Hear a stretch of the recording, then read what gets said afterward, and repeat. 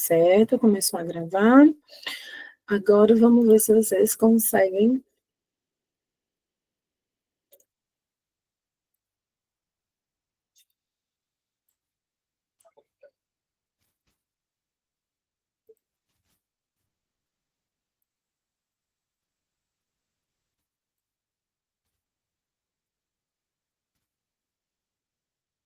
Estão conseguindo ver, né?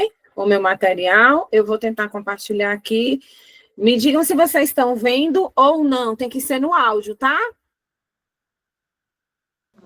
Sim. Tá vendo? Muito obrigada, tá? Quem falou. Então, gente, essa semana, dentro da nossa aula aqui da disciplina de prática pedagógica do curso de licenciatura em matemática EAD, a gente vai complementar, tá? O material que eu já disponibilizei lá no espaço de vocês, no ambiente virtual, né? No Moodle. Então, na temática que nós temos lá para trabalhar essa semana é a questão da ludicidade no ensino de matemática. A importância que a gente tem aí de pensar a educação matemática desse ensino fundamental é um tema assim, muito crucial para o desenvolvimento cognitivo, né, dos nossos alunos, das crianças. É importante que a gente faça a incorporação dessa ludicidade no dia a dia. O que a gente percebe dentro da nossa literatura e dos estudos? Que muitas vezes essa ludicidade ela fica presente somente ali na educação infantil e no ensino fundamental 1. Quando começa a ir para o ensino fundamental 2, a gente já começa a dar uma diminuída na utilização da ludicidade e no ensino médio, então, é que isso se torna mais difícil, tá? Mas só que ter essa presença ainda da ludicidade é muito importante ao longo de todo esse processo. E aí a gente tem que se perguntar, né? Lá na apresentação eu já trago um conceito de ludicidade para vocês, mas eu acho muito importante resgatar aqui algumas coisas, tá? O que a gente está considerando aqui como ludicidade? A gente considera essas práticas que vão envolver esses jogos, essas brincadeiras, tá? Essas atividades interativas, porque tem alguns espaços, gente, que aí vai envolver um pouco o trabalho que eu vou passar para vocês, vocês podem pesquisar e verificar que existe a possibilidade de vocês criarem jogos, atividades de forma, né, online e vá movimentando aí, tá, o ambiente. Então, o que eu vou trazer da gente pensar aí de importância da ludicidade na educação matemática? É importante a gente pensar aí em engajamento que proporciona esse aumento de motivação e também de aprendizagem. A gente vai ter autores como Kishimoto, tá? Que ele vai trazer que o ensino lúdico ele vai favorecer esse envolvimento aí emocional e cognitivo dos alunos.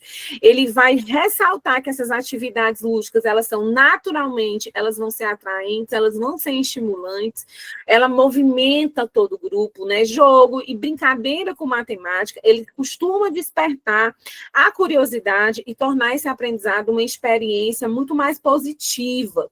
O que motiva o aluno, traz o interesse pela matemática, promove uma aproximação desse natural com o conteúdo, né? É o contexto que esse aluno está envolvido com o conteúdo. Existem várias possibilidades da gente entender, fazer esse casamento.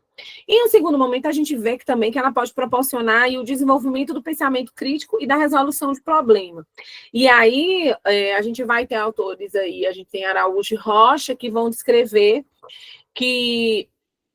Não é Rocha, não, gente. Ai, eu sou péssima com o nome. É Araújo... Deixa eu ver se eu me lembro, tá? Não é Araújo e Rocha. Pronto, lembrei. É Araújo e Borba. Eles vão falar sobre essa questão dos desafios que a gente enfrenta. Quando a gente coloca os alunos dentro desses desafios, eles vão estimular esse pensamento crítico e essa questão dessa resolução de problema. Então, por exemplo, quando eu coloco o aluno dentro de um quebra-cabeça, envolvendo conteúdos matemáticos, eu vou incentivar esse aluno a desenvolver, a pensar de forma estratégica e a pensar de forma crítica, tá? Então, esse processo aí vai construindo essas habilidades, essa importância de resolver problemas. Por exemplo, vocês nunca brincaram aí, quando vocês eram criança, chegaram a brincar de banco imobiliário?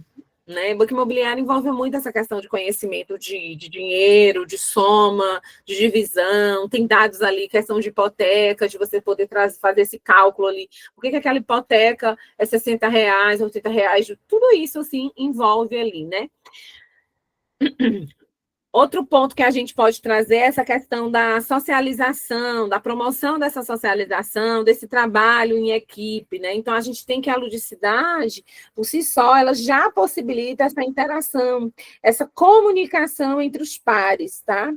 E aí a gente vai ter autores como Diniz, se eu não me engano, que ele vai dizer aí que atividades matemáticas em grupo, em pares, elas vão favorecer esse trabalho colaborativo, elas vão permitir aí trocas de ideias, tá?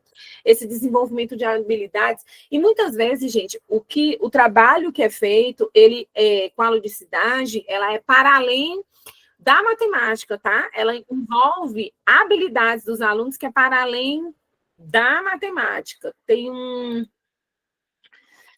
Deixa eu interromper aqui uma coisa. Tá só aparecendo assim, ó. Permitir, permitir, permitir. Se vocês não entrarem com o e-mail de vocês.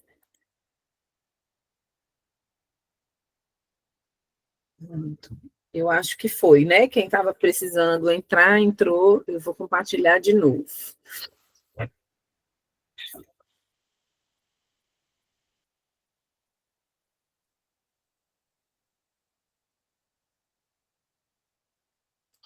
Voltou, gente? Está aparecendo de novo a tela para vocês? Tá sim. Tá? Ok. Essa questão do desenvolvimento, tá? E da autoconfiança. Aí a gente vai ter, gente, que a gente tem que pensar que ambientes que envolvem essa questão da ludicidade, ela vai proporcionar que os alunos se sintam muito mais confortáveis em arriscar, em testar diferentes soluções, certo? Em promover o aumento da autoconfiança. E isso é importante porque, por exemplo, eu tenho alunos da licenciatura em computação que eu coloco muitas vezes os meninos para fazer, né, atividades com ludicidade, desde atividades que vai trabalhar com a questão da criatividade por si só, o desenvolvimento de parar, de construir, de fazer até pixels, né? Que tem ali que fazer o casamento ali dos códigozinhos para ir pintando cada um daqueles quadradinhos para formar uma imagem, até coisas muito mais complicadas como projetos envolvendo a aprendizagem baseada por produto ou por projeto ou por problema. Então, isso estimula o aluno, isso faz com que essa diversidade de coisas, né, de trazer todas essas propostas, vai fazendo com que o aluno ele comece a ter uma autoconfiança, porque ele vai ter um momento que ele vai ter que ir lá na frente, que ele vai ter que falar, ele vai ter que se envolver para além daquele espaço que ele está acostumado, né? Então, isso é muito rico. Tá?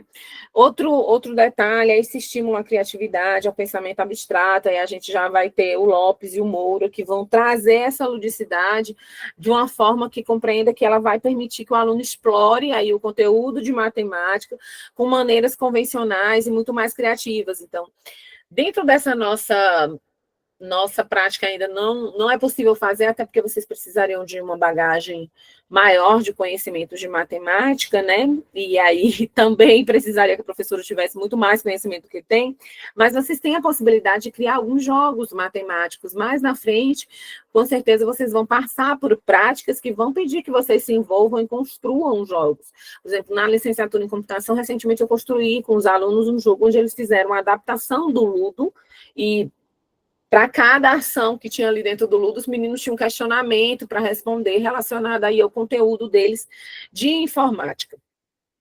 E isso é muito bacana, porque vai estimulando, né, todas essas diversas habilidades, as diversas competências aí dos nossos alunos, tá? Ela também facilita essa questão da compreensão e dos conceitos mais complexos, tá? Então, por exemplo, você tem a possibilidade de ter, a partir de jogos e de materiais concretos, tornar conceitos que são muito mais abstratos, né? Por exemplo, as frações, a geometria, você pode torná-las muito mais tangíveis. A gente tem o recurso da tecnologia também, facilitando muito essa compreensão. Por isso que eu disse, existem jogos e ferramentas que podem auxiliar dentro disso, tá? a gente vai estar lidando hoje com algo que a gente não tinha essa preocupação tamanha em estar lidando, que era essa questão da ansiedade, né? Talvez, digamos assim, não é nem essa preocupação, é esse conhecimento. Hoje a gente conhece muito mais, a gente sabe muito mais que os nossos alunos eles estão sofrendo por problemas relacionados, né, à ansiedade. E aí é importante a gente trazer esse olhar de desmistificar essa matemática que é vendida como algo desafiador e tal. Eu estava até hoje assistindo uma reportagem, só que ela é de uns 4 anos atrás, onde a gente vinha falando dos dados do PISA, a preocupação com o dado que a gente tem desse resultado aí do PISA. Porque o que acontece a nível de Brasil, às vezes a gente tem algumas pessoas muito boas em matemática e tem algumas pessoas que têm déficits grandes, né, de conhecimento de matemática e que precisa achar uma forma de trabalhar. E aí a gente tinha o grupo lá defendendo a questão das Olimpíadas, né, de se investir nas Olimpíadas. Mas o ruim das Olimpíadas, gente, é porque as Olimpíadas focam num nicho muito específico, em pessoas muito específicas para você estar trabalhando, tá? E aí, às vezes, você deixa de trabalhar com todo mundo, porque você foca só em determinadas pessoas. Você tem a possibilidade de desenvolvimento de habilidades motoras, tá? Quando a gente vai trazer que, dependendo do que for, você vai fazer jogos que envolvem a questão do físico, o correr vai para um lado, vai para o outro, e faz uma pergunta. Você pode fazer a questão de jogos, né? De pensar toda a questão da lógica de aplicação. Quando a gente vai trabalhar assim com fórmula e tal, tem aqueles Tetris, tem uns Tetris assim que as pessoas fazem até montando na parede, envolve a corrida, o ILV, tipo uma competição com 2 grupos para ir trabalhando. Então, vai para além só de usar o espaço da sala de aula, tá? Você tem essa persistência de questão, alguns vão falar, e o Pinto e o Santos, né, na importância de você pensar nessa persistência na disciplina que ele caracteriza como as atividades lúdicas frequentes, elas passam a exigir que os alunos eles comecem a seguir regras, eles permaneçam mais concentrados, eles promovam também esse espaço da disciplina de matemática para além desse ambiente escolar, assim, não é bem escolar, esse ambiente assim, de sala de aula, tá?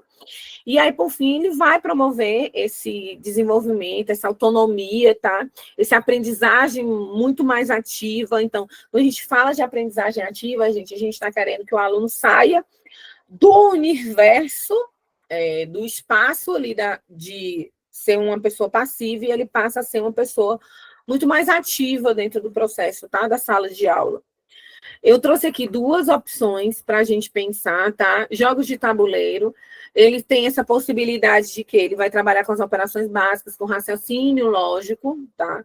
Ele vai trabalhar, por exemplo, pensando aí, você tem que tipo? A gente tem jogos de dominó que pode ser adaptado, a gente tem as trilhas, você tem cartas que você pode fazer, trazendo contexto, por exemplo, não sei se vocês já viram, mas tem cartas de Uno, o jogo de Uno que foi adaptado exatamente para trabalhar com a questão da matemática, tá certo? E o professor pode criar o seu próprio jogo, suas próprias cartas, e aí não é para ele usar com um único grupo de alunos, né? Ele pode usar com vários outros grupos.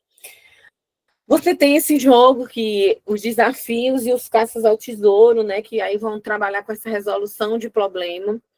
E você vai, quando você bota o caça-tesouro, você quer que as pistas elas envolvam soluções que resolvam. Muitas vezes você pode colocar que resolvam cálculos, resolvam algum problema a partir de um ponto, por exemplo, no ano passado, quando a gente estava, como eu falei para vocês uma vez, eu trabalho dentro do projeto chamado, né, Academia Ractal.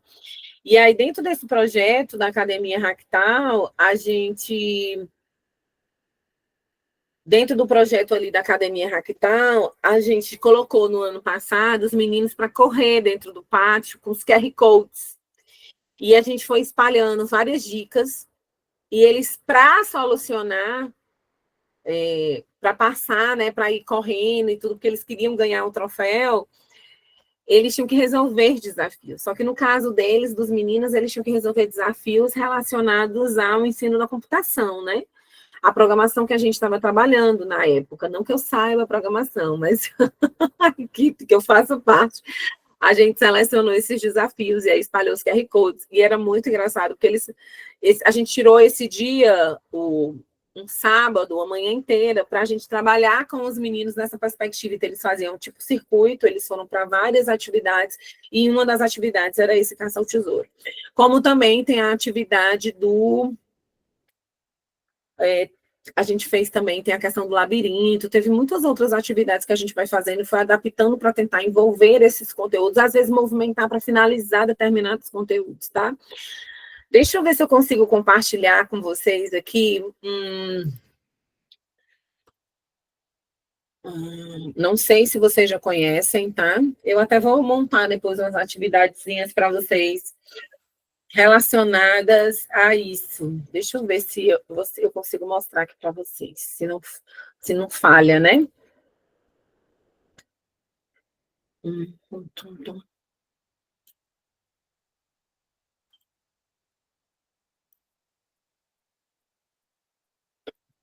Vocês estão vendo essa tela agora do Word Wall? Estão vendo? Digam sim ou não? Sim. Pronto. Esse aqui, gente, tá? Ele é um ambiente que você pode tanto pagar para ter acesso, ou você pode ficar gratuitamente e só conseguir criar 4 atividades, e aí você vai criando e-mails, e-mails, e-mails, né? Mas ele te possibilita que faça algumas atividades com seus alunos interativas, tá? Então, eu crio desde estoura balão, jogo da forca, soletrando, tá? Topeira, tem várias atividadezinhas que vão movimentando aí os alunos. Deixa eu colocar aqui na comunidade, que já tem umas prontas também. Deixa eu ver se tem algo que eu...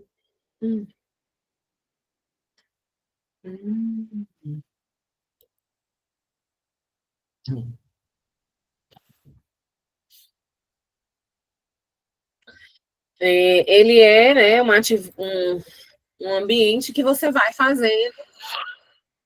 Vamos lá, 140, 280, 296. Pronto. Aí ele vai pulando. E você vai respondendo, né? Então, nesse caso é assim.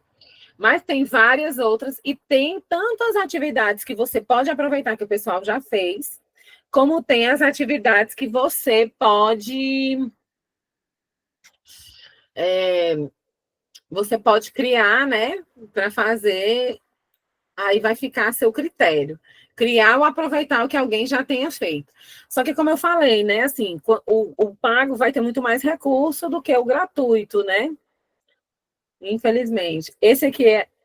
Ah, tá. O Brawl Stars tem quantos... Ah, tá. Sei não. Qual é? Sei não. Ó, esse aqui, ó. Esse aqui é do dinossaurozinho. E coloca... Aí você bota pro aluno... Errei, gente. Eu não sei nada sobre o Brawl Stars. Isso aí eu sou uma negação. Nem adianta, tá? Bom, mas... É uma das possibilidades que vocês vão achar, tá? Várias possibilidades online de você trabalhar com o teu aluno fazendo adaptações. A gente tem algumas plataformas, esse é o nome mais correto, tá? Tem algumas plataformas que possibilitam você fazer essa interação e aí como você vai utilizar, né, de forma mais adequada esse ambiente aí tecnológico dentro da tua sala de aula, tá? A gente já ouviu depoimentos de vocês na aula passada, vocês trouxeram vários depoimentos sobre essa questão de ser a favor ou contra o uso da tecnologia, né, do celular, mais especificamente em sala de aula. Mas, assim, também tem essa possibilidade de você passar, dependendo do teu público, do acesso que o teu público tem a essas tecnologias, de você passar aí esse instrumento, tá bom? Vocês têm alguma dúvida relacionada a esse conteúdo que eu apresentei? Foi pouquinho, né? Porque é mais para complementar o que a gente tinha relacionado ao que tem dentro do ambiente, tá? E aí, se vocês não tiverem, eu vou explicar a atividade, que é o que... Ó, tem um vídeo que a gente sempre usa na escola de química, nas aulas de química. É muito bom, assim, movimenta, né? A gente vai ter, gente, não sei se vocês conhecem, ou se alguns professores já usaram com vocês, mas a gente vai ter Kahoot, a gente vai ter um que eu usava muito ele no Google Acadêmico, que ele tem também vários recursos. Eu vou pesquisar depois e vou compartilhar com vocês o nomezinho dele, que é o nome em inglês. Eu não sou muito boa em inglês. E aí, para não correr o risco de eu dizer o nome errado, né? E depois estimular vocês a pesquisar errado.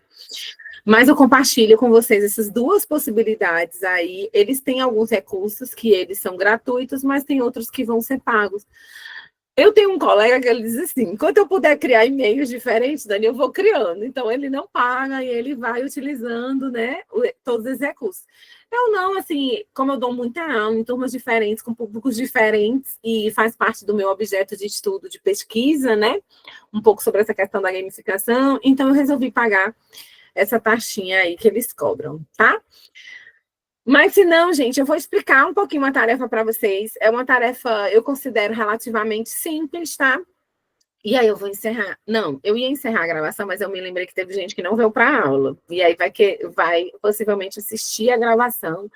E aí é importante que veja a explicação, tá? Só um momento, que eu vou compartilhar de novo.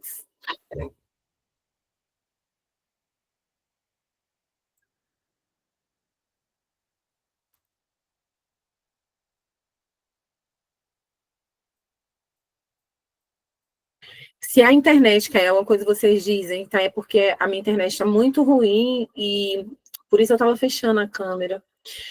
Então, vejam, gente, essa semana a atividade, tá? Se vocês perceberam, as atividades, têm as perspectivas delas serem semanais. Essa atividade, eu coloquei que vocês podem entregar até o dia 10 de novembro, se eu não me engano. Porque como ela vai envolver um momento de estudo, e as próximas atividades que a gente vai fazer, elas são fóruns, então ela não vai atrapalhar vocês aí, tá? Qualquer coisa eu até mudo o fórum e boto uma cruzadinha dessa para vocês fazerem, porque depois ele me dá o resultado aí, e é bem bacaninha também. Então, vai ser uma atividade individual para vocês fazerem, tá? Eu quero aí que vocês parem um pouquinho, pensem num conteúdo de matemática do ensino fundamental 2, tá bom? E aí vocês peguem aí, identifiquem esse conteúdo, identifiquem que ano ele é trabalhado dentro da escola, tá? E a partir de toda essa identificação, vocês selecionem um jogo ou uma brincadeira que facilita a aprendizagem daquele conteúdo, tá? Então, se você escolher função do segundo grau, não, função do segundo grau não é dado, né? Não me lembro bem. Então, vamos lá. Vamos colocar que você vai trabalhar com função do primeiro grau. Se você escolher esse conteúdo, função do primeiro grau, então ele é trabalhado em que série? Sexto ano, vamos supor. E aí, lá no sexto ano, que você vai estar trabalhando, sétimo ano, você vai lá e coloca tal ano, tal conteúdo. E aí, por que você escolheu essa atividade? Seja um jogo ou seja uma brincadeira. Como que se brinca, né? O passo a passo. Às vezes você escolhe um jogo, não sei se é... Vamos supor que fosse o Uno eu até conheceria as regras, mas muitas vezes a gente não conhece. Então é importante trazer as regras de como é que se joga esse jogo, tá? E aí, como é que ela vai contribuir aí para o processo de aprendizagem do aluno? Essa é a atividade. Essa é uma atividade individual. É uma atividade que vai exigir muito mais de você, questão de tempo para você pesquisar, tá bom? Eu não trouxe um modelo especificamente de como você tem que fazer, né, o formato para me enviar, porque como eu tinha descrito lá naquela que tinha questão das 6 páginas, o povo se prendeu a esse número de 6 páginas, mas eu estava querendo dizer que era até 6 páginas, então eu preferi não colocar o modelo. Mas vocês podem, gente, aproveitar o modelo que já tinha, tá? Que vocês já usaram. A ideia é que vocês pesquisem mesmo. Podem pesquisar, ai, professor, eu achei online, gostei dessa, por isso, tá? É só para a gente fazer esse processo. A nossa disciplina, lembre sempre, ela é uma disciplina introdutória ao universo da prática. Então, ela quer proporcionar em vocês esse pensamento de, vamos pensar sobre a auticidade. Então, qual é a importância? Porque dentro dos estudos também, eles vão trazer que, como a gente acaba perdendo essa vontade, já fez, ótimo, Lucas, como já envia, perfeito. Como a gente está perdendo aí, a gente acaba perdendo, né, ao longo dos anos, esse estímulo aí o aluno acaba não sendo estimulado, aí ele acaba não tendo tanto desenvolvimento de criatividade, né? Ele acaba não se achando como deveria. Então, a gente tem que proporcionar que o professor reflita sobre a importância de trazer um jogo, uma brincadeira, né? Eu não estou dizendo aqui, ressalto sempre, gente, né? Que ninguém não vai trabalhar conteúdo, tá? A gente vai trabalhar conteúdo também. Mas a importância também de você pensar nessas atividades que vão proporcionar uma interação do grupo para além do conteúdo. E a ludicidade, ela possibilita isso, ela envolve. Pode ser usado, Lindenberg, como revisão, não tem problema nenhum. Por exemplo, os alunos que criaram um jogo, que a gente até vai escrever um artigo, porque eles criaram um jogo e eles aplicaram um jogo, né? Foi muito bacana isso, que eles criaram um jogo e aplicaram. Eles criaram voltado para revisar conteúdos de determinadas áreas da computação. Então, pode acontecer, no caso, vocês não vão criar, né? Agora a gente não está querendo criar, mas aí é muito importante que vocês façam essa interação aí, essa perspectiva, tá? Eu vou parar a gravação porque eu quero falar outra coisa com vocês.